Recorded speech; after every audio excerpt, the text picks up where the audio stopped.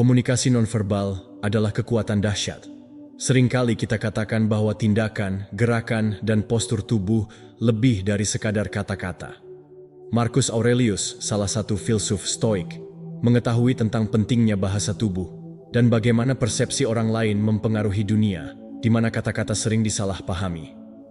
Menguasai komunikasi nonverbal Anda adalah sebuah kemungkinan untuk mendapatkan rasa hormat dan pengakuan.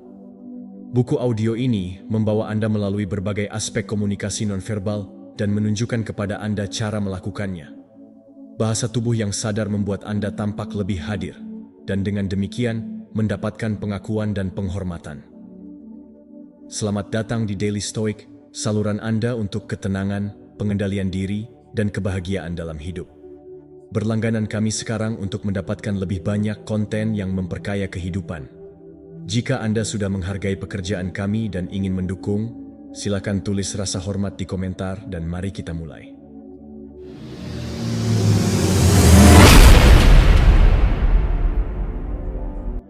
Bab 1. Kekuatan bahasa tubuh. Postur tubuh Anda seperti buku terbuka yang bisa dibaca oleh semua orang. Postur tubuh yang tegak menunjukkan kepercayaan diri dan kekuatan. Saat Anda berdiri tegak, menarik bahu Anda ke belakang, dan menjaga kepala Anda tetap tegak, Anda bersinar secara otomatis. Sikap ini tidak hanya bersifat eksternal, tetapi juga mempengaruhi keadaan internal Anda. Dalam ajaran Stoa, kita diajarkan bahwa pikiran dan tubuh saling berhubungan erat. Ketika Anda secara fisik merasa kuat, kepercayaan diri spiritual Anda juga meningkat. Contoh sederhana. Ketika Anda memasuki ruangan penuh dengan orang asing dan kepala Anda menunduk, bahu Anda membungkuk, Anda tampak tidak aman dan tidak penting. Sebaliknya, jika Anda mengangkat kepala, menjaga bahu Anda tegak, dan memasuki ruangan dengan langkah tegas, perubahan persepsi orang lain akan terlihat secara langsung. Gerakan juga merupakan alat yang ampuh. Telapak tangan terbuka menandakan keterbukaan dan kejujuran, sementara lengan yang disilangkan sering terlihat sebagai sikap defensif. Anda dapat mengartikan gerakan Anda dan menggunakannya secara sadar untuk mengirim sinyal positif. Gerakan yang tenang dan terkendali memancarkan ketenangan dan kontrol, sedangkan gerakan yang sibuk seringkali menandakan ketidakamanan dan kegugupan. Gunakan wawasan ini untuk secara sadar mengamati postur dan gestur Anda dalam berbagai situasi. Catat di mana Anda dapat melakukan perbaikan. Postur tegak dan gerakan sadar adalah cara sederhana, namun efektif untuk segera mendapatkan lebih banyak rasa hormat. Ingatlah kata-kata Elius bahwa tubuh adalah pelayan roh. Gunakan layanan ini untuk menyampaikan kekuatan batin Anda keluar. Bab 2. Kontak mata. Pernahkah Anda merasa canggung saat harus menatap mata seseorang? Saya sendiri dulu sering mengalami hal itu. Ada ketidaknyamanan aneh saat saya harus mempertahankan tatapan lebih dari beberapa detik, seolah-olah mata saya ingin segera berlari ke tempat lain.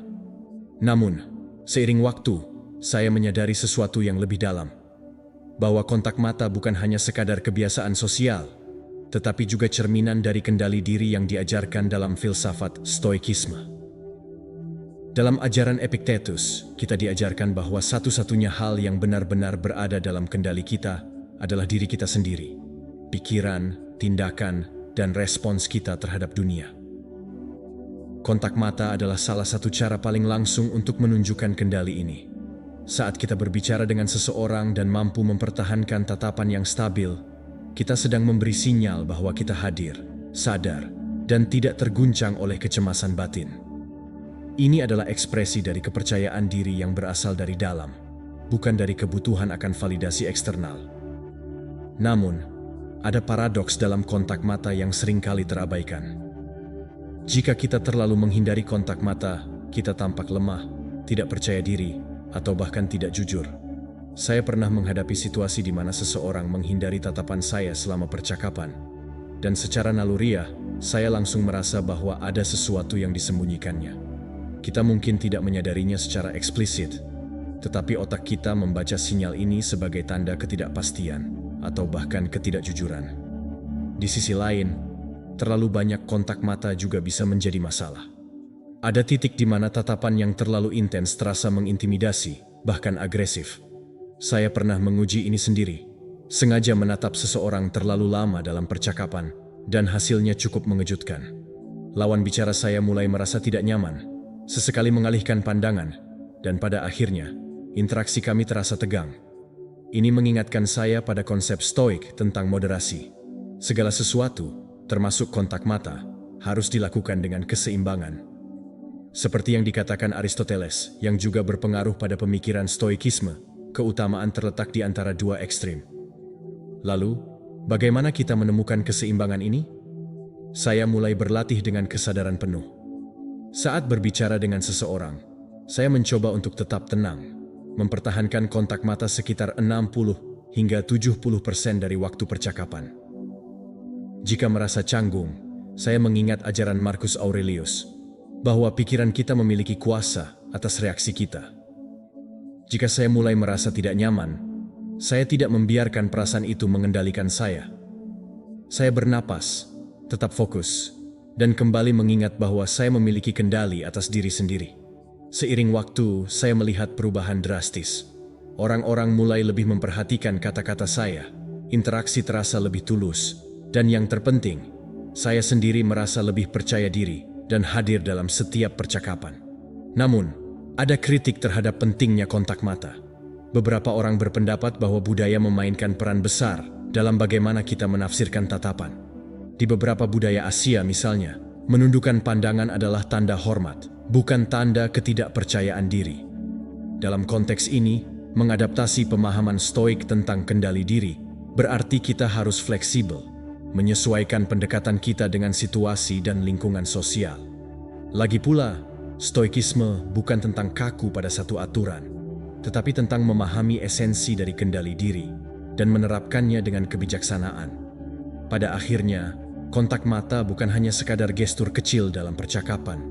Ia adalah refleksi dari keyakinan kita terhadap diri sendiri, keseimbangan antara ketegasan dan kelembutan, serta bukti bahwa kita benar-benar hadir dalam hidup ini.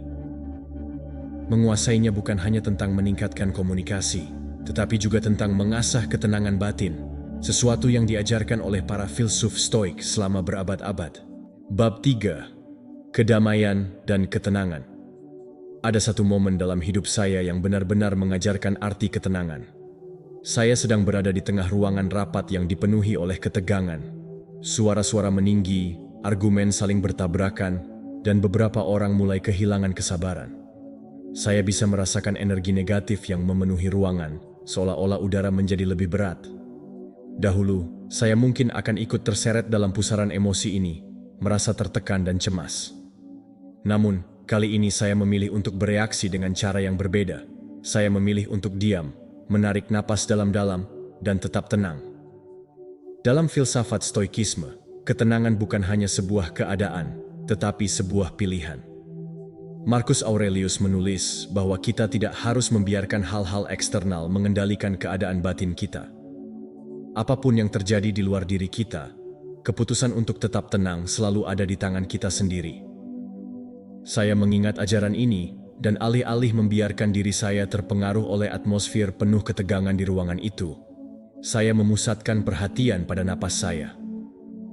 Saya duduk tegak, menyesuaikan postur tubuh saya agar tetap terbuka tetapi tidak menantang. Saya menatap orang-orang di sekitar saya dengan ekspresi netral, tanpa emosi berlebihan, tetapi juga tanpa sikap dingin yang membuat orang lain merasa tidak nyaman. Menariknya, perubahan dalam bahasa tubuh saya mulai berdampak pada suasana ruangan. Beberapa orang yang tadinya berdebat sengit mulai menurunkan nada suara mereka. Yang lain tampak sedikit lebih tenang, seolah-olah kehadiran saya memberikan semacam penyeimbang dalam situasi yang tegang. Ini adalah kekuatan ketenangan, sesuatu yang diajarkan oleh para filsuf stoik selama berabad-abad. Ketenangan tidak hanya memberikan manfaat bagi diri kita sendiri, tetapi juga memengaruhi orang-orang di sekitar kita. Namun, ada sisi lain dari pendekatan ini yang patut dipertimbangkan. Beberapa orang berpendapat bahwa terlalu banyak ketenangan bisa disalahartikan sebagai ketidakpedulian. Saya pernah mengalami situasi di mana saya tetap tenang saat orang lain sedang frustrasi, dan bukannya dianggap sebagai sosok yang stabil, saya justru terlihat seperti tidak peduli atau kurang berempati. Disinilah keseimbangan menjadi penting. Seneca menekankan bahwa stoikisme bukan berarti menekan emosi sepenuhnya, tetapi mengarahkan emosi tersebut dengan cara yang bijaksana. Ketenangan yang sejati bukanlah ketidakpedulian, tetapi sebuah kendali atas diri sendiri yang memungkinkan kita untuk merespons situasi dengan penuh kesadaran. Saya pun menyadari bahwa ketenangan adalah sesuatu yang harus dilatih, bukan hanya sekadar konsep abstrak. Saya mulai melatih pernapasan saya setiap pagi, mengambil beberapa menit untuk berdiam diri, membiarkan pikiran saya mengalir tanpa terburu-buru merespons. Saya juga belajar untuk memperhatikan bahasa tubuh saya, bagaimana cara saya berdiri, bagaimana saya menggunakan tangan saat berbicara, dan bagaimana ekspresi wajah saya bisa mencerminkan ketenangan tanpa kehilangan rasa kepedulian. Dalam praktiknya, mempertahankan ketenangan di tengah kekacauan adalah sebuah seni. Tidak mudah untuk tetap tenang saat dunia di sekitar kita penuh dengan kegaduhan, tekanan, dan tuntutan. Namun, stoikisme mengajarkan bahwa kita memiliki kendali atas bagaimana kita merespons dunia ini. Kita tidak harus bereaksi terhadap setiap provokasi. Kita tidak harus terjebak dalam hiruk-pikuk emosi yang tidak perlu. Dengan latihan dan kesadaran, ketenangan bisa menjadi bahasa tubuh kita, sebuah pancaran dari kedalaman batin yang stabil. Pada akhirnya, saya menyadari bahwa ketenangan bukan hanya sesuatu yang bermanfaat bagi diri saya sendiri, tetapi juga bagi orang-orang di sekitar saya. Ketenangan adalah kekuatan yang tidak terlihat, tetapi sangat nyata. Ketika kita mampu menguasainya, kita bukan hanya menciptakan kedamaian dalam diri kita sendiri, tetapi juga menjadi jangkar stabilitas bagi dunia yang sering kali kacau. Bab 4. Kehadiran dan perhatian. Saya masih ingat sebuah pertemuan makan malam beberapa tahun lalu yang benar-benar mengubah cara saya memandang kehadiran dan perhatian. Saat itu, saya berbicara dengan seorang teman lama yang sudah jarang saya temui. Saya ingin mendengar ceritanya, memahami bagaimana hidupnya berjalan, tetapi setiap kali saya mulai berbicara, dia sesekali melirik ponselnya. Tidak secara terang-terangan, tetapi cukup sering untuk membuat saya merasa bahwa perhatian utamanya bukan pada saya. Saya menyadari bahwa meskipun tubuhnya ada di sana, pikirannya jelas tidak. Dan itu membuat saya merasa tidak dihargai. Saat perjalanan pulang, saya bertanya pada diri sendiri, berapa kali saya sendiri melakukan hal yang sama? Betapa seringnya saya, tanpa sadar, terganggu oleh notifikasi, pikiran lain, atau bahkan sekadar kegelisahan batin saat seseorang berbicara kepada saya? Filsafat Stoik mengajarkan bahwa kita harus hidup dalam momen saat ini, bahwa yang kita miliki hanyalah waktu yang sedang berlangsung. Seneca pernah menulis bahwa kita tidak kekurangan waktu, tetapi seringkali menyia-nyiakan waktu yang kita miliki. Jika saya terus membagi perhatian saya, maka saya sebenarnya sedang menyia-nyiakan waktu yang paling berharga, waktu bersama orang-orang yang penting dalam hidup saya. Mulai dari hari itu, saya memutuskan untuk melakukan sesuatu yang berbeda. Ketika seseorang berbicara kepada saya memastikan untuk benar-benar hadir. Saya meletakkan ponsel saya, tidak hanya secara fisik tetapi juga dalam pikiran. Saya menatap mata mereka, tidak sekadar sebagai kebiasaan, tetapi sebagai bentuk penghormatan. Saya mulai memperhatikan gerakan kecil, ekspresi wajah, dan nada suara lawan bicara saya. Semakin saya berlatih, semakin saya menyadari sesuatu yang luar biasa. Saya tidak hanya menjadi pendengar yang lebih baik, tetapi saya juga mulai merasakan hubungan yang lebih dalam dengan orang-orang di sekitar saya. Mereka merespons dengan lebih terbuka, lebih tulus, dan yang paling penting, mereka merasa didengar. Namun, ada tantangan dalam pendekatan ini. Beberapa orang mungkin menganggap perhatian penuh sebagai sesuatu yang berlebihan atau bahkan mengintimidasi. Tidak semua orang terbiasa dengan seseorang yang benar-benar hadir dalam percakapan. Saya pernah berada dalam situasi di mana lawan bicara saya tampak gelisah karena saya terlalu fokus mendengarkan. Seolah-olah dia merasa terbebani oleh perhatian saya. Disinilah keseimbangan menjadi kunci. Seperti yang diajarkan oleh stoikisme, kita harus memahami konteks sosial dan menyesuaikan pendekatan kita. Ada saatnya untuk menjadi pendengar yang aktif, tetapi ada juga saat di mana memberi sedikit ruang bagi orang lain untuk merasa nyaman adalah keputusan yang lebih bijak. Selain itu, ada perdebatan tentang sejauh mana kita harus berusaha hadir. Di dunia yang terus bergerak cepat, Terkadang kita memang perlu multitasking atau membagi perhatian. Beberapa orang mungkin berargumen bahwa tidak selalu mungkin untuk memberikan perhatian penuh dalam setiap interaksi, terutama dalam lingkungan kerja atau kehidupan yang sibuk. Tetapi menurut saya, ini bukan tentang menjadi perfeksionis dalam setiap momen, melainkan tentang kesadaran. Ketika kita menyadari bahwa perhatian kita terpecah, kita bisa memilih untuk kembali ke momen saat ini. Stoikisme bukan tentang menjadi kaku dalam aturan, tetapi tentang memilih dengan sadar bagaimana kita ingin menjalani hidup kita. Semakin saya berlatih, semakin saya memahami bahwa kehadiran bukan hanya tentang bagaimana kita memperlakukan orang lain, tetapi juga tentang bagaimana kita menjalani hidup kita sendiri. Jika saya terus-menerus terbagi antara masa lalu dan masa depan, antara satu notifikasi dan notifikasi berikutnya, saya sebenarnya sedang mengabaikan kehidupan saya sendiri. Dengan benar-benar hadir, saya bukan hanya menjadi pendengar yang lebih baik, tetapi juga menjadi pribadi yang lebih utuh. Kehadiran adalah bentuk kendali atas diri sendiri, sesuatu yang sangat ditekankan oleh para filsuf Stoik. Dan yang paling mengejutkan, semakin saya belajar untuk benar-benar hadir, semakin saya merasa damai. Tidak ada kecemasan tentang apa yang akan terjadi selanjutnya, tidak ada penyesalan tentang apa yang telah berlalu. Hanya saya, orang yang ada di depan saya, dan momen yang sedang berlangsung. Itu adalah kebebasan sejati. Bab 5. Seni mendengarkan. Saya pernah mengalami momen yang membuat saya benar-benar memahami betapa berharganya seni mendengarkan. Suatu hari, seorang teman lama menghubungi saya dan meminta waktu untuk bertemu. Ada sesuatu dalam suaranya yang membuat saya merasa pertemuan ini penting baginya. Saat kami bertemu di sebuah kafe kecil yang tenang, saya melihat ada kegelisahan di wajahnya. Ketika dia mulai berbicara, saya sadar bahwa ini bukan sekadar perbincangan ringan. Dia sedang menghadapi sesuatu yang berat dalam hidupnya. Pada titik itu, saya memiliki dua pilihan. Saya bisa mendengarkan sekadarnya, memberi respon sesekali sambil sesekali membiarkan pikiran saya melayang, atau saya bisa benar-benar hadir. Saya memilih untuk benar-benar mendengarkan. Saya meletakkan ponsel saya, menatap matanya, dan benar-benar menyerap setiap kata yang dia ucapkan. Saya memperhatikan bagaimana nada suaranya berubah saat dia berbicara, bagaimana bahunya sedikit turun ketika dia merasa lebih nyaman.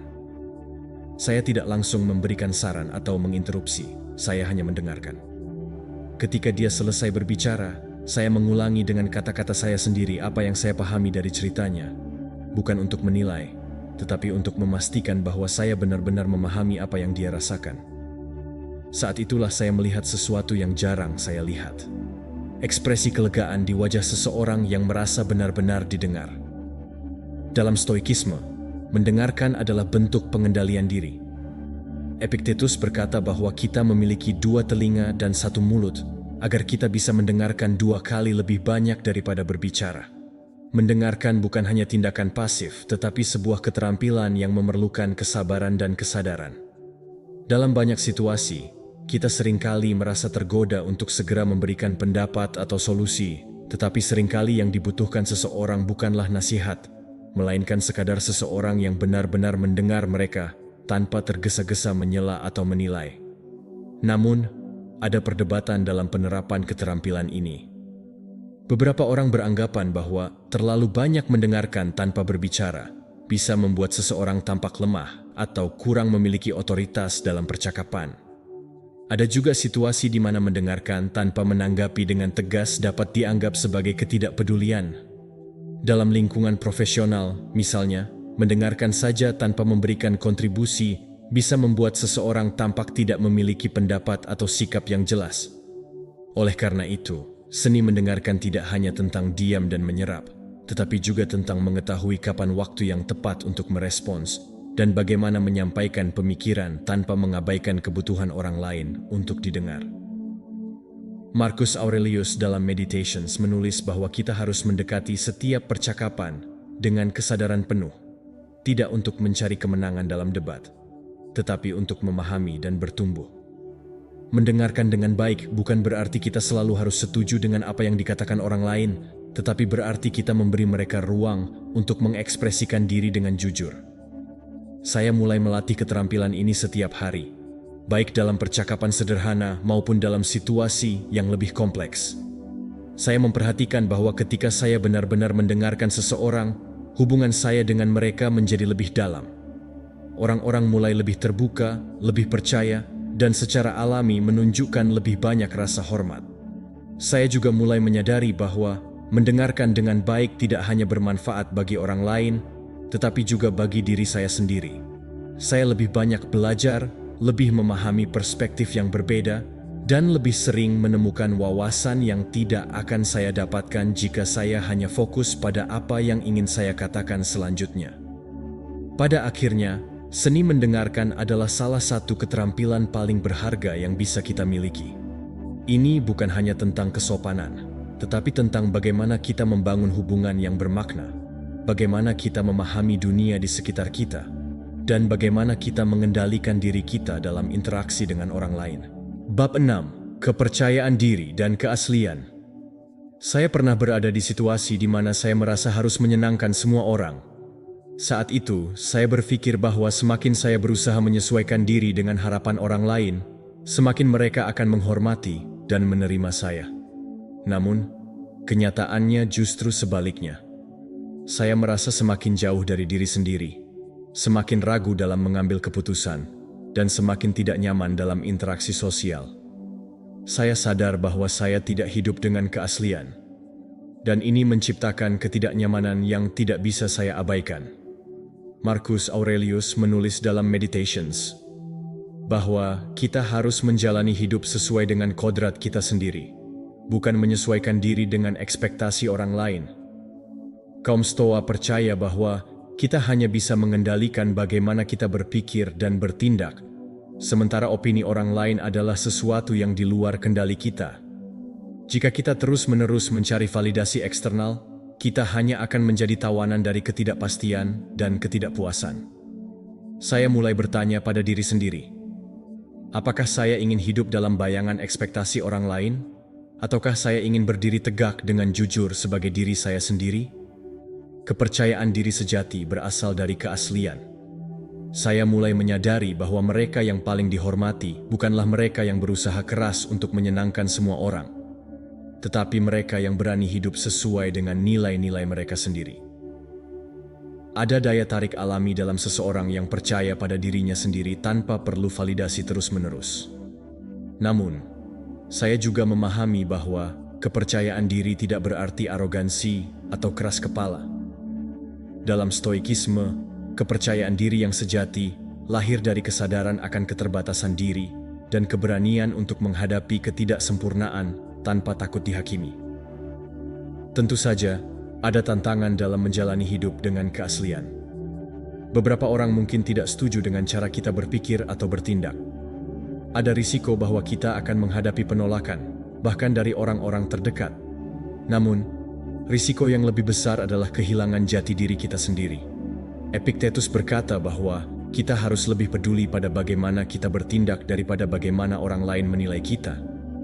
Dia mengajarkan bahwa harga diri sejati berasal dari hidup dengan prinsip, bukan dari pencarian persetujuan. Namun, ada pula sisi lain dari kepercayaan diri dan keaslian yang perlu diperhatikan. Terlalu fokus pada menjadi diri sendiri, tanpa mempertimbangkan konteks sosial, dapat membuat seseorang terlihat tidak fleksibel atau kurang bisa beradaptasi. Ada perbedaan antara menjadi autentik dan bersikap keras kepala. Keaslian bukan berarti menolak untuk berubah atau berkembang. Justru, menjadi autentik berarti memahami diri sendiri dengan baik, sehingga kita bisa tumbuh tanpa kehilangan esensi kita.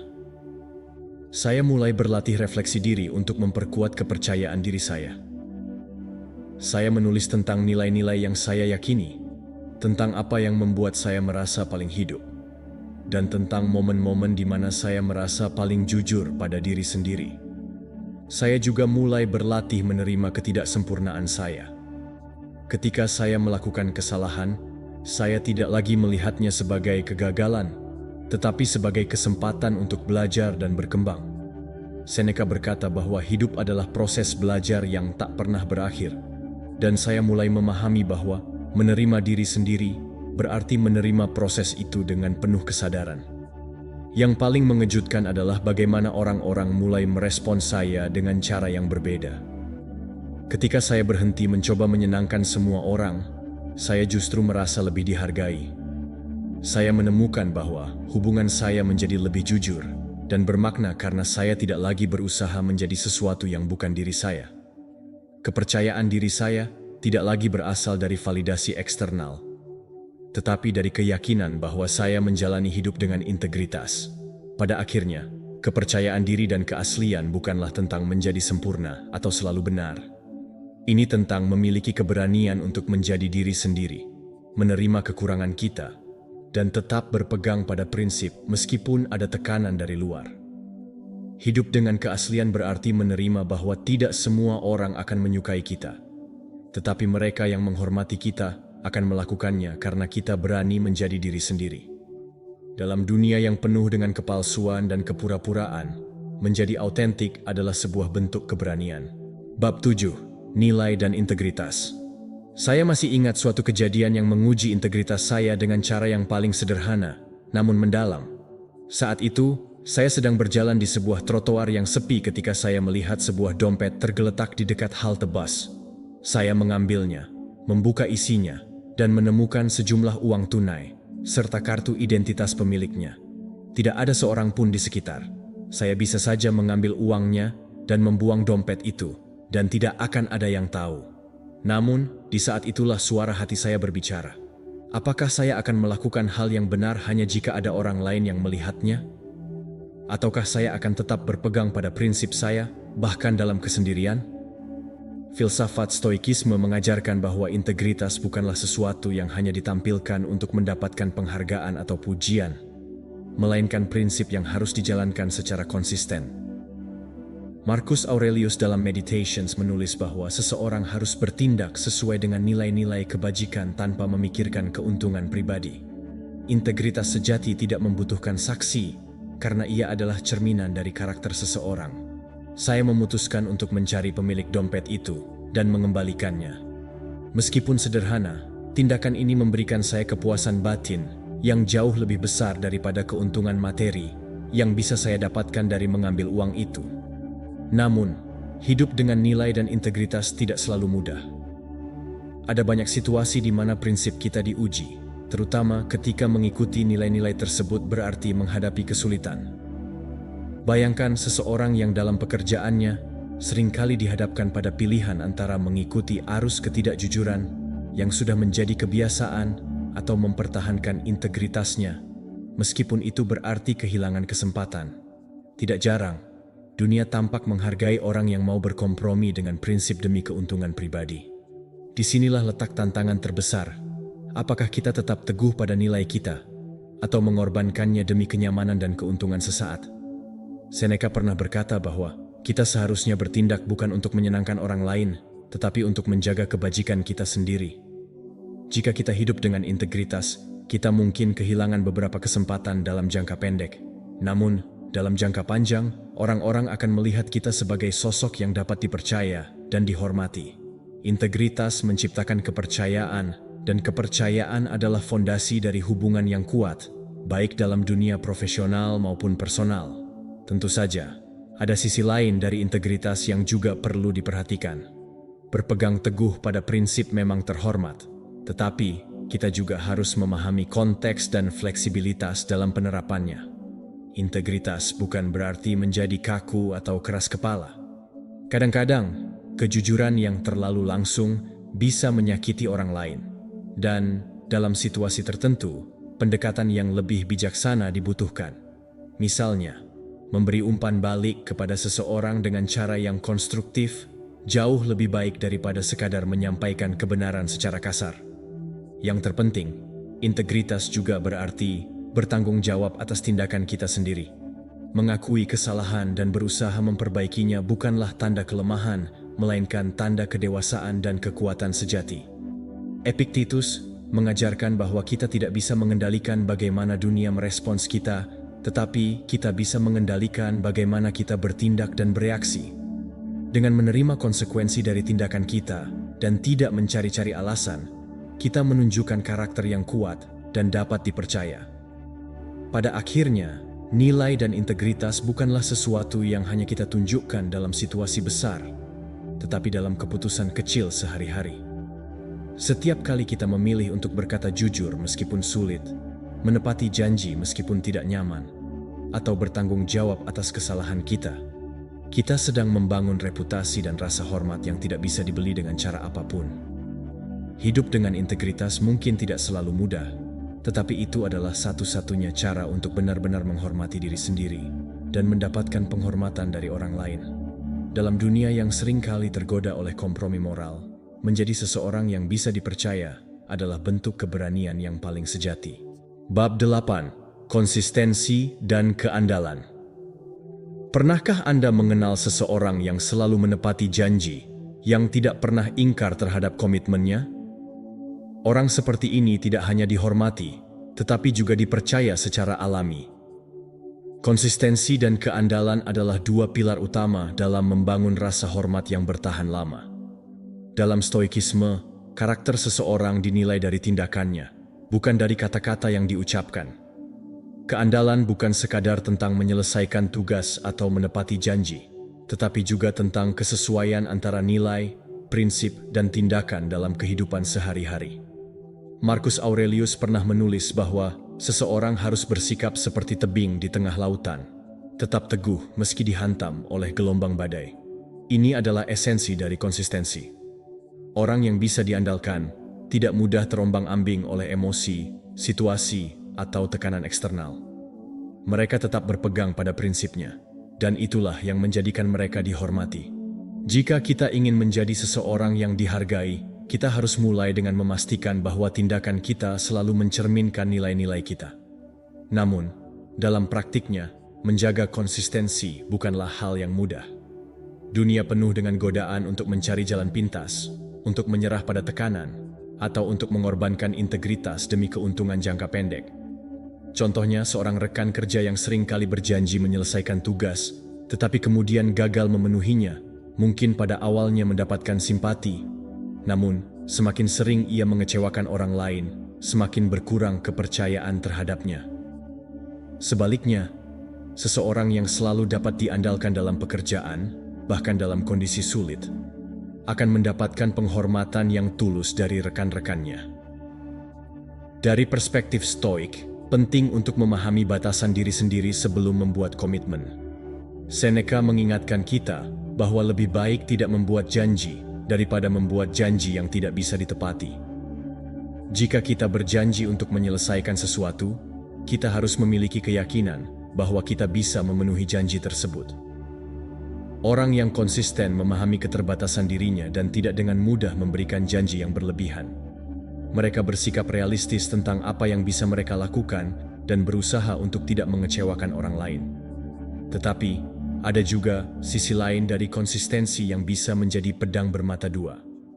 Terlalu kaku dalam prinsip dan keandalan bisa membuat seseorang tampak kurang fleksibel atau tidak adaptif. Dalam beberapa situasi, perubahan diperlukan untuk menghadapi tantangan baru.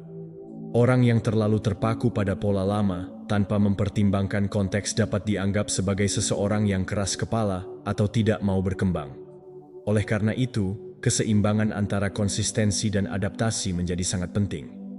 Konsistensi yang sejati bukan berarti tidak pernah berubah, tetapi berarti tetap setia pada nilai-nilai dasar, sambil tetap bersedia menyesuaikan strategi jika diperlukan.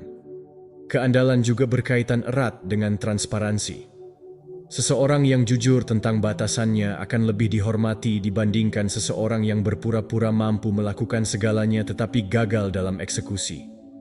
Jika kita merasa tidak mampu memenuhi suatu janji, kita harus mengkomunikasikan hal tersebut dengan jelas dan mencari solusi alternatif. Orang yang dapat dipercaya bukanlah orang yang selalu berkata "ya" pada semua hal, melainkan orang yang memiliki kesadaran untuk mengatakan tidak ketika itu memang perlu. Untuk menerapkan filosofi ini dalam kehidupan sehari-hari, kita dapat mulai dengan langkah-langkah kecil. Misalnya, jika kita berjanji untuk hadir dalam suatu pertemuan, kita harus datang tepat waktu. Jika kita mengatakan akan menyelesaikan tugas dalam waktu tertentu, kita harus memastikan bahwa kita menepatinya. Setiap kali kita berhasil memenuhi komitmen, kita memperkuat reputasi kita sebagai seseorang yang dapat diandalkan. Dan sebaliknya, setiap kali kita mengingkari janji, kita merusak kepercayaan yang telah dibangun dengan susah payah. Menjadi orang yang konsisten dan dapat diandalkan bukan hanya tentang bagaimana orang lain melihat kita, tetapi juga tentang bagaimana kita melihat diri sendiri. Ketika kita tahu bahwa kita menepati janji, kita merasa lebih percaya diri dan berintegritas. Sebaliknya, ketika kita sering gagal memenuhi komitmen, kita akan mulai meragukan diri sendiri dan merasa tidak puas dengan kehidupan kita. Dalam stoikisme, kebajikan tidak hanya tentang apa yang kita lakukan di depan orang lain, tetapi juga tentang bagaimana kita bertindak ketika tidak ada yang melihat. Keandalan sejati bukanlah sesuatu yang dipertunjukkan demi pengakuan, melainkan sesuatu yang melekat dalam karakter kita. Dengan menjadi seseorang yang bisa diandalkan, kita tidak hanya mendapatkan rasa hormat dari orang lain, tetapi juga dari diri kita sendiri. Dan pada akhirnya, inilah bentuk penghormatan yang paling berarti. Bab 9, Empati dan Belas Kasihan. Saya masih ingat dengan jelas momen ketika empati dan belas kasih benar-benar mengubah pandangan saya terhadap hubungan antar manusia. Suatu hari, ketika saya sedang bekerja, saya memperhatikan seorang rekan yang tampak sangat tertekan. Wajahnya menunjukkan kelelahan dan beban yang berat. Alih-alih mengabaikannya atau beranggapan bahwa itu bukan urusan saya memutuskan untuk mendekatinya dengan hati yang terbuka.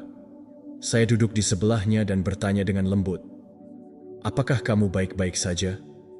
Pertanyaan sederhana itu membuka jalan bagi dia untuk berbagi cerita tentang tekanan pekerjaan, keraguan diri, dan beban yang tak terlihat. Dalam ajaran stoikisme, Marcus Aurelius mengingatkan kita untuk selalu bersikap toleran terhadap orang lain, namun ketat terhadap diri sendiri. Dari perspektif stoik, empati bukanlah tentang mengorbankan diri secara berlebihan, melainkan memahami bahwa setiap manusia memiliki perjuangannya masing-masing dan menghargai perasaan mereka. Saat saya mendengarkan cerita rekan saya dengan seksama, saya merasa bahwa dengan memberikan ruang bagi dia untuk didengar, saya tidak hanya meringankan beban yang dia rasakan, tetapi juga menumbuhkan rasa saling menghormati di antara kami. Namun, tentu saja, mengamalkan empati dan belas kasih tidak selalu tanpa tantangan. Ada kalanya, terlalu dalam memasukkan diri dalam perasaan orang lain bisa membuat kita kehilangan batas antara membantu dan membiarkan diri kita sendiri terlalu terbawa arus emosi. Di satu sisi, empati memungkinkan kita untuk memahami dan merasakan apa yang dialami orang lain, yang pada akhirnya membawa kita lebih dekat dalam hubungan personal dan profesional.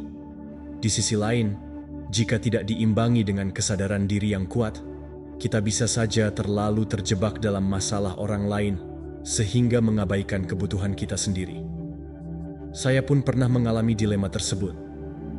Ada kalanya saya merasa bahwa dengan terlalu banyak memberi perhatian dan belas kasih kepada orang lain, saya sendiri mulai merasa kelelahan emosional. Hal ini mengajarkan saya pentingnya keseimbangan, seperti yang selalu ditekankan oleh para stoik, bahwa kita harus menjaga kesejahteraan batin sendiri agar mampu menolong sesama dengan sepenuh hati. Seneca mengingatkan bahwa kita seharusnya tidak mengorbankan diri secara berlebihan, karena keutamaan sebenarnya terletak pada kemampuan untuk menyeimbangkan diri dalam menghadapi tantangan hidup. Saya mulai menerapkan refleksi diri setiap hari, dengan meluangkan waktu untuk merenungkan interaksi saya dengan orang lain. Saya bertanya pada diri sendiri, apakah saya sudah cukup hadir dan empatik? Apakah saya memberikan ruang bagi orang lain untuk bercerita tanpa merasa terbebani?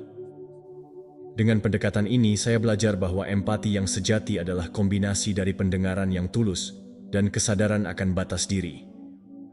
Saya juga menemukan bahwa dengan bersikap empatik, saya tidak hanya memberikan dukungan kepada orang lain di saat-saat sulit, tetapi juga memperkaya pemahaman saya tentang kehidupan dan kemanusiaan.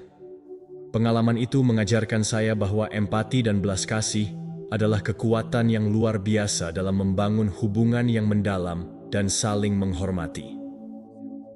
Dengan menunjukkan perhatian pada perasaan dan kebutuhan orang lain, kita tidak hanya membantu meringankan beban mereka, tetapi juga menciptakan budaya saling menghormati yang membawa manfaat jangka panjang. Dan meskipun ada tantangan dalam mempertahankan keseimbangan antara membantu orang lain dan merawat diri sendiri, saya percaya bahwa upaya untuk selalu hadir dengan hati yang penuh empati merupakan investasi terbaik untuk kualitas hubungan manusia dan kesejahteraan batin kita sendiri. Bab 10. Seni Rasa Syukur. Rasa syukur adalah hal sederhana tetapi kuat untuk mendapatkan dan menunjukkan rasa hormat. Ketika Anda mengungkapkan rasa terima kasih, Anda mengakui kontribusi dan usaha orang lain. Pengakuan ini menunjukkan rasa hormat dan penghargaan, serta memperkuat hubungan Anda. Contoh dari kehidupan sehari-hari. Ketika seorang rekan membantu Anda dengan sebuah proyek, luangkan waktu untuk mengucapkan terima kasih secara khusus kepada mereka. Ucapan terima kasih yang tulus dapat membuat perbedaan besar. Tindakan kecil ini menunjukkan bahwa Anda menghargai bantuan dan komitmen orang lain. Kaum Stoik menekankan pentingnya rasa syukur. Epictetus berkata, "Bersyukurlah atas apa yang kamu miliki dan Anda akan memiliki lebih banyak." Sikap bersyukur membantu Anda mengenali hal-hal positif dalam hidup dan mempromosikan hubungan yang saling menghormati. Latihan praktis. Buatlah jurnal rasa syukur. Tulis setiap hari 3 hal yang Anda syukuri. Refleksi ini membantu Anda memiliki pikiran dan sikap positif terhadap kontribusi orang lain. Secara sadar, menghargai rasa terima kasih ini akan tercermin dalam perilaku Anda dan menunjukkan kepada orang lain bahwa Anda menghormati mereka. Bersyukur juga berarti bermurah hati. Bagikan waktu, sumber daya, dan dukungan Anda kepada orang lain. Kedermawanan ini menunjukkan bahwa Anda menghargai orang lain dan bersedia untuk mengembalikan rasa hormat. Menghargai orang yang murah hati dan bersyukur adalah seni yang membuka pintu menuju hubungan yang dalam dan memperkuat koneksi Anda sendiri. Dengan membawa rasa syukur ke dalam kehidupan sehari-hari, Anda akan menemukan bahwa Anda tidak hanya mendapatkan lebih banyak rasa hormat, tetapi juga hidup lebih memuaskan dan bahagia. Bab 11. Memperkenalkan 3 detik pertama. Saya masih ingat saat pertama kali saya menyadari betapa pentingnya 3 detik pertama dalam sebuah pertemuan. Suatu hari, ketika saya harus menghadiri sebuah seminar yang dihadiri oleh banyak orang yang belum pernah saya temui, saya merasa gugup dan khawatir tentang bagaimana kesan pertama saya akan terbentuk. Namun, saya memutuskan untuk menerapkan prinsip yang saya pelajari dari ajaran Stoikisme, bahwa perilaku eksternal adalah cerminan dari keadaan batin kita. Saya mengingat kata-kata Marcus Aurelius yang menekankan pentingnya kesadaran diri sebagai fondasi untuk pertumbuhan pribadi. Saat memasuki ruangan itu, saya berusaha mengingat 3 detik pertama yang telah saya latih di depan cermin. Saya mengatur postur tubuh saya, berdiri tegak, bahu ditarik ke belakang, dan kepala tegak dengan senyum tulus di wajah saya. Dalam hitungan detik itu, saya tidak hanya menunjukkan kepercayaan diri, tetapi juga mengirimkan pesan bahwa saya hadir dan terbuka untuk terhubung dengan orang lain. Kontak mata yang saya pertahankan sejenak dengan beberapa peserta membuat saya merasa seolah-olah saya telah mengirimkan pesan hangat tanpa perlu mengucapkan sepatah kata pun. Pengalaman itu membuka mata saya bahwa kesan pertama memang terbentuk begitu cepat. Dalam 3 detik tersebut, postur tubuh, ekspresi wajah, dan kontak mata saya telah membentuk persepsi orang lain tentang siapa saya. Saya merasa bahwa ketika saya menunjukkan sikap positif dan percaya diri, orang lain pun merasa dihargai dan terinspirasi. Hal ini sejalan dengan ajaran Stoik bahwa setiap tindakan kecil, bahkan dalam hitungan detik, dapat mencerminkan keadaan batin kita yang lebih dalam. Namun, tidak semua momen 3 detik itu selalu mudah dicapai. Ada kalanya saya merasa cemas atau terburu-buru, sehingga sikap saya menjadi kurang konsisten dengan nilai yang ingin saya tunjukkan. Di satu sisi, rasa gugup bisa membuat saya tampak tidak percaya diri, sedangkan di sisi lain, terlalu banyak berpikir tentang kesan pertama justru bisa membuat saya kehilangan keautentikan. Saya belajar bahwa kuncinya adalah keseimbangan antara persiapan dan spontanitas.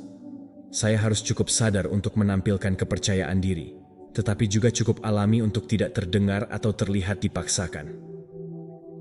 Penting pula untuk menyadari bahwa kesan pertama tidak hanya membentuk pandangan orang lain terhadap kita, tetapi juga mencerminkan bagaimana kita menilai diri kita sendiri. Dengan menyadari dan mengontrol 3 detik pertama itu, saya merasa semakin berdaya, seolah saya telah mengambil alih kendali atas narasi diri saya. Setiap kali saya memasuki ruangan baru, saya menggunakan momen itu sebagai pengingat bahwa saya adalah arsitek dari persepsi saya sendiri. Saya menulis refleksi dalam buku harian stoik saya, mencatat setiap detail tentang bagaimana saya merasakan pertemuan tersebut, sehingga saya dapat terus belajar dan memperbaiki diri. Tentunya, ada juga sisi kontra yang harus diakui.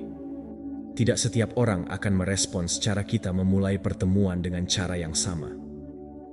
Beberapa mungkin tidak begitu terpengaruh oleh penampilan luar, atau bahkan menganggapnya sebagai sesuatu yang berlebihan. Namun, bagi saya pendekatan ini adalah tentang memberi diri saya kesempatan terbaik untuk hadir dengan sepenuh hati dan kepercayaan diri. Akhirnya, rasa hormat yang saya dapatkan bukan hanya karena apa yang saya tampilkan di 3 detik pertama, tetapi juga karena konsistensi saya dalam menerapkan prinsip-prinsip tersebut dalam kehidupan sehari-hari. Dalam pandangan stoik, kesadaran diri dan konsistensi adalah kunci menuju kehidupan yang bermakna. Dengan mengingatkan diri saya pada pentingnya 3 detik pertama, saya belajar bahwa setiap momen adalah kesempatan untuk menjadi versi terbaik dari diri saya, memberikan rasa hormat dan kepercayaan kepada orang lain, serta membangun koneksi yang lebih dalam. Setiap hari adalah peluang baru untuk terus tumbuh dan menginspirasi, dimulai dari hitungan detik yang singkat namun penuh makna. Terima kasih dan sampai jumpa di video selanjutnya. Tetap kuat dan membumi.